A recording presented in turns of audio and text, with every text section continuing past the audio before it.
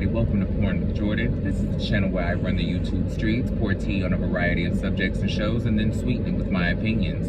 I'm your host, JordenRanae, and I want to thank you for taking the time, taking the ride, and having a drink with me.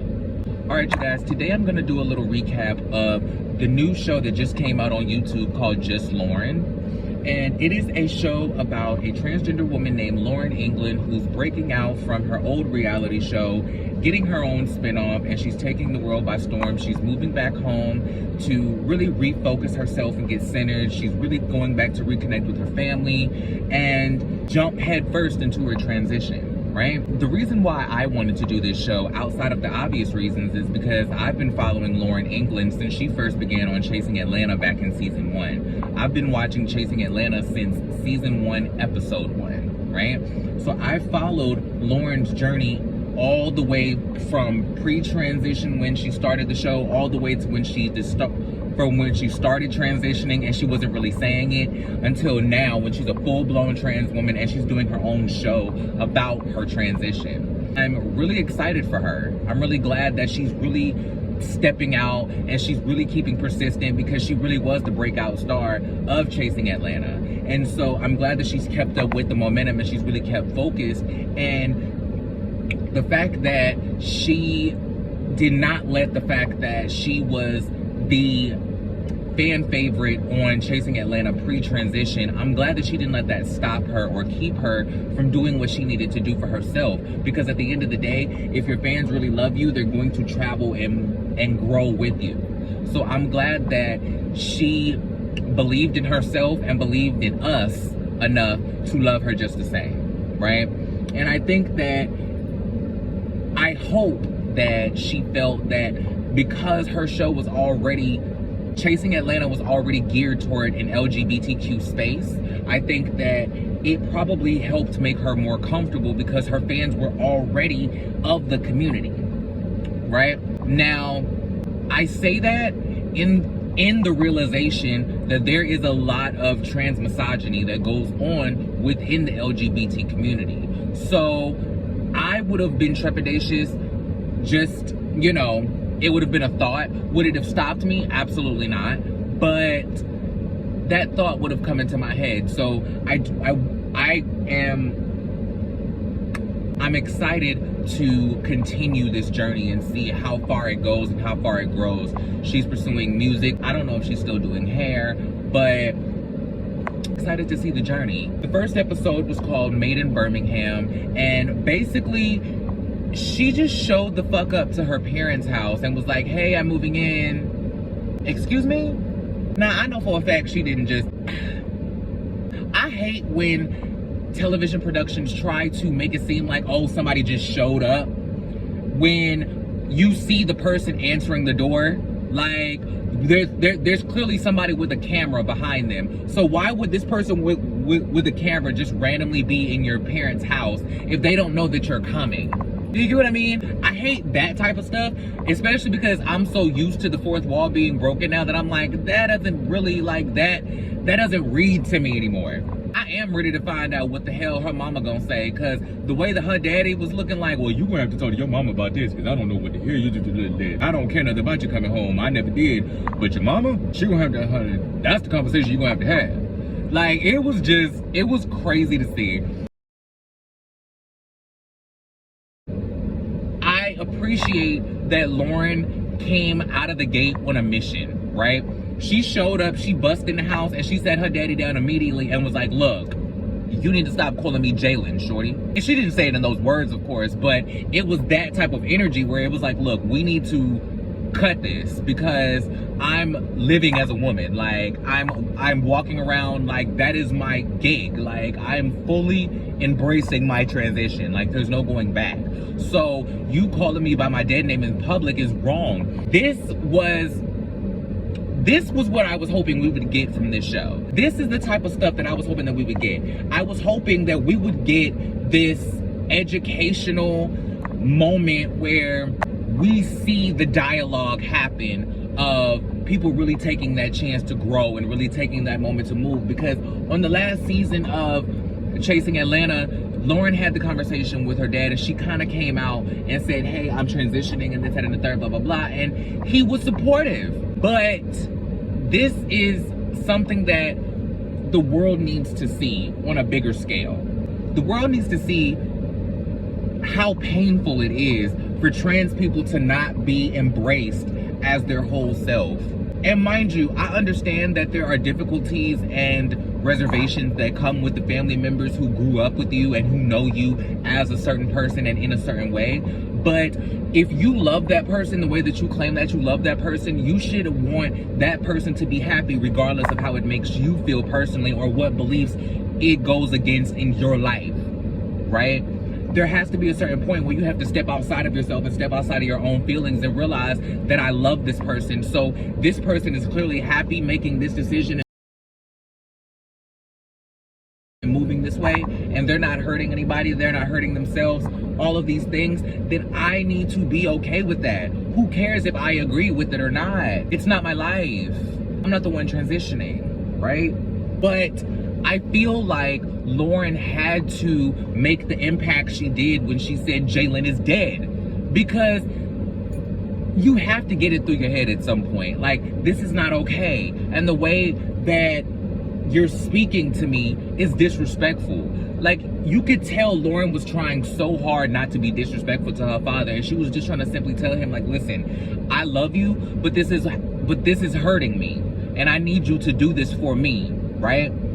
My dad was not budging. I hate that it affected him so bad when Lauryn was like, listen, Lauryn is dead, there's nothing you can do about it, blah, blah, blah, blah, blah. Your child is sitting in front of you. Your child is sitting in front of you. Just because that child isn't walking around like the child that you've known all this time does not mean that Lauryn England is not your child. So the fact that it hit you that hard, like this is just a whole new person you don't know, that's painful. It's really painful, because it makes me wonder. It's like, well, what have you been loving this entire time? You know what I mean? I relate to that so much, because I see people who have told me they love me, who claim that, you know, there's unconditional love there. And then once I came out as a transgender woman, I saw that unconditional love be tested, right? Not everybody made it. And I don't know that the people who are left are gonna make it. It's really hard, because you love the people who you are going out of your way to find some sort of comfortability and compromise with, not even compromise, understanding with, so that you can be yourself and live happy, prosper in your life without any extra baggage. And they are trying to wrap their heads around you being a different person. This is why I approach my transition the way that I approach it. Not specifically, but this stuff like this makes me think about why I do the things that I do, right? I approach my transition in a way that I don't see myself as the person who I was pre-transition is now a person who's dead, who you need to forget, who is not alive anymore. I don't see myself pre-transition any differently than I see my person now.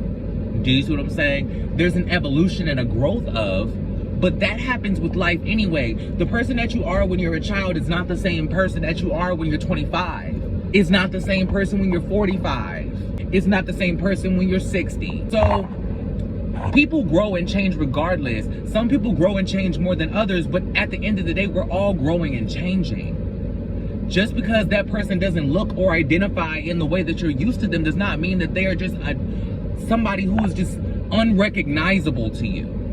And that is something that I have a hard time when it comes to people accepting your transition. It's almost like they act like they don't know you, like they've never experienced life with you, like they've never experienced you, like they've never seen who you are.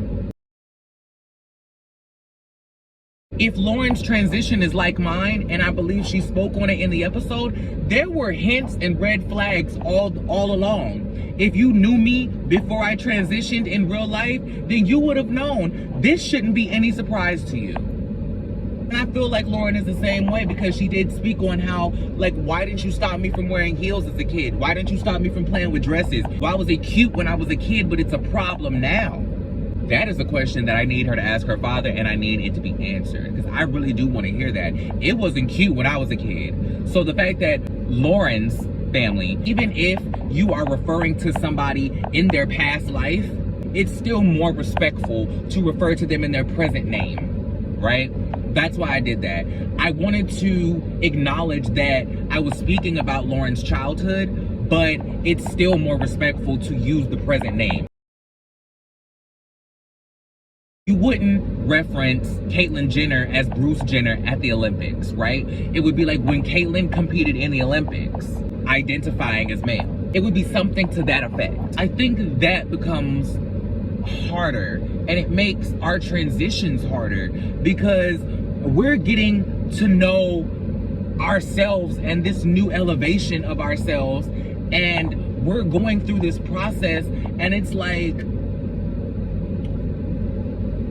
we need that support system to be solid. We don't need to be trying to figure out our own stuff and then be trying to drag you along and beg and convince and claw and scratch you to just give me an ounce of love. Like,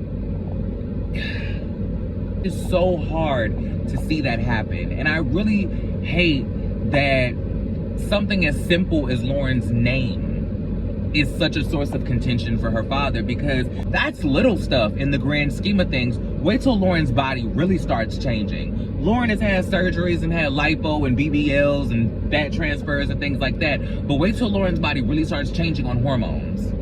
Wait till you see the fat redistributing to different places. Where do you see Lauryn's face start feminizing? Where do you see Lauryn's breasts start developing? If you look at the promotions for the show, Lauryn has full-blown boobs now. Like, can I talk about how fast she transitioned? I've heard of this happen before, where like people start their transition and then like a year later they have this surgery, and then like a year later they have this surgery, and then they're completely done and they change their name and their gender marker. Like, I've heard these people having what appears to me to be an accelerated transition. It seems like, because Lauryn said in the promotions for the show that she's been seriously transitioning for 6 months, right? I want to know what seriously transitioning is. Like, how long have you been on hormones? How long have you, been going through the process? Because how long have you been seeing doctors and doing all of these things and, preparing your body for surgery? Because we saw Lauryn basically be born on Chasing Atlanta, but we never saw Lauryn like going to doctor's appointments, going to the endocrinologist, getting her hormones. Like, we just saw Lauryn kind of get more feminine as time went on. The name change happened, and then we just saw, Lauryn's going to get lipo, Lauryn's going to get a BBL. But like I said earlier, for a while, we didn't know whether Lauryn was transitioning or not, because Lauryn didn't say for a couple seasons of Chasing Atlanta that she's transitioning. It wasn't until really the last season that we really got to see Lauryn step into her transition on camera, and we got to really see her live the totality of her walking in the world as a trans woman who is openly identifying as such, right? I appreciate that Chasing Reality is giving her this opportunity, because yes, there is a lot of content that is being skewed towards the LGBTQ market, but there is still a lack of conversation and understanding around trans people. Even with shows like Pose being the cultural phenomenon that it was, there's still such, and I hate to use this word, but there's still such a taboo around trans people, trans women specifically. Like, for example, I hear more conversation about Laverne Cox than I would hear about an Elliot Page. It seems like Elliot Page, this is another accelerated transition to us. We don't know how long he has been transitioning in private, right? So it seems like Elliot came out and then 6 months later he had top surgery and was fully like post-transition. Like, I wonder how far or how fast having money or being in a certain socioeconomical state can improve the transition process. Because the way that I've understood my transition to be is that I'm going to be going through this for a long time. The way that I was basically informed, they were saying expect to see changes within 6 months to 2 years. So I was like, well, looking at me, I probably won't, and with my luck for that matter, I probably won't see any changes for like 2-3 years. So, and I have changed a lot over just the past year that I've been on HRT. So it makes me wonder, like, Lauryn transitioned fast. And I hope that Lauryn just wasn't impatient and just wanted to go ahead and make the transition happen and make the changes and do all the things, because you have to prepare your body for that. And there is a certain amount of regret that I see trans women have very often when they do things like get their boobs done too early. Because if the breast tissue hasn't fully developed to a place where there is a real pocket for you to put a breast implant in, it's just not going to look good. And I see a lot of trans women get breast implants too early because they've been on hormones for a few months and they start to feel their oats and they feel like, okay, it's time. They get their mosquito bites and they feel like, okay, it's time to shove a bag in there. And it's like, no, baby, no, take your time. Let's wait a while before it's too late. For real. Like, come on, like, y'all gotta really let your transition happen. Let the hormones do what they're supposed to do. And then when it's time, if you desire to have surgeries, go and have your surgeries when your body has fully prepared for that type of alteration. Do you know what I mean? I hope that Lauryn is completely satisfied with her body. I hope that all the things that she's been doing over the past few years, I hope that it's all going in the way that she wants it to go. Long run, I'm sure she's gonna figure it out and she's gonna be happy. I want to talk about her friends really quick, and I want to talk about this conversation with Devin, and I'm going to wrap this video up. Barbie and Jay, so excited to see you. Nice to meet you.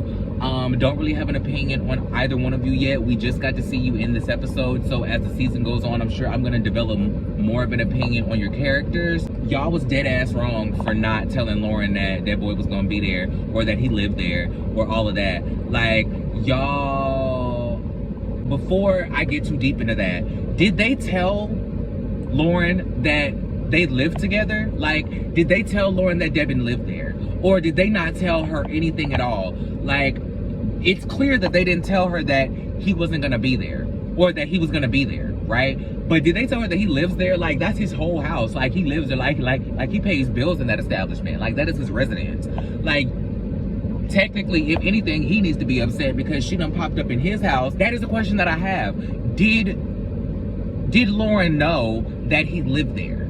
Like, did Lauryn know what was going on with Devin, or did they just completely surprise her? Also, I need to know, is the Power of Three gonna make any appearance on just Lauryn? Is Quentin and Oliver going to make any appearance on just Lauryn? Because the whole episode, we kept talking about, and we kept hearing Lauryn talk about how she had all these fake friends in Atlanta, how all the people in Atlanta were fake, and how all the people in Atlanta were this and that and the third. But last time we saw Oliver, Q, and Lauryn, y'all were good. So what happened? I mean, mind you, we haven't seen y'all in a while, but like, what happened to you guys? Like, where are y'all at? So I want to see somebody speak about that. Oliver, speak about it, please. I hope that you're recapping just Lauryn as well. Lauryn, please speak about it. But moving on, the conversation with Devin and Lauryn. Listen, this is how you know they're real friends. As soon as he opened that door, she just cracked up and started laughing. She couldn't even be serious. Like, you can tell that they are real friends who have known each other for a long time, because you gotta love somebody that much to sit here and be that mad at them, and then as soon as, like, she caused a whole scene, she did all of that, she stormed out, she went in the bathroom, she did all this, and then you finally go and talk to him and you just bust out laughing because you know you love him and you know you miss him, right? I want to know what the secret was that he was gonna go and tell. Are we gonna find out? Probably not, because that was the whole point of them falling out in the first place. So why would we find out? But I would love to know what it is, just out of curiosity.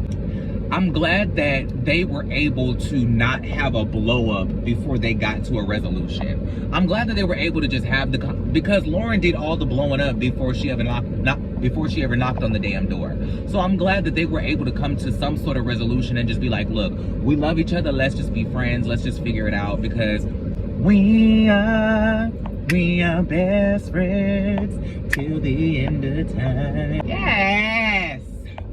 Clock your references, children.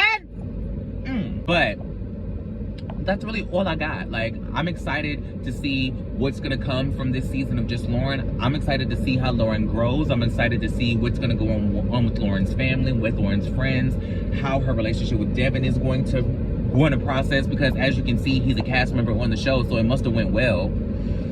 I'm excited to see Lauryn have a conversation with her mother. And I'm ready to see how that goes, because there's a lot of things that I saw in the trailer that I know are going to be very painful to watch when it comes to Lauryn talking about her transition and Lauryn coming to some sort of reconciliation with her family around her transition. There's some things that are going to be really painful to watch, and I know that I'm going to have to have my little cry angle ready, you know. I'm trying to follow in Candace's footsteps and keep something to hold myself together at all times. But that was it, you guys. Thank you so much for taking the ride, taking the time, and having a drink with me. I hope that the tea I poured on just Lauryn was entertaining. I hope that my opinion sweetened the hell out of it for you. Make sure you like, share, and subscribe. Comment, hit that notification bell, do all of the YouTube-y things. Follow all of my friends. Follow Up and Adam. Follow Kempire. Follow Down with Jason. Follow Judgy Justice. Follow Janelle Sunshine. Yeah. And until next time, I'll holler at y'all later. Peace.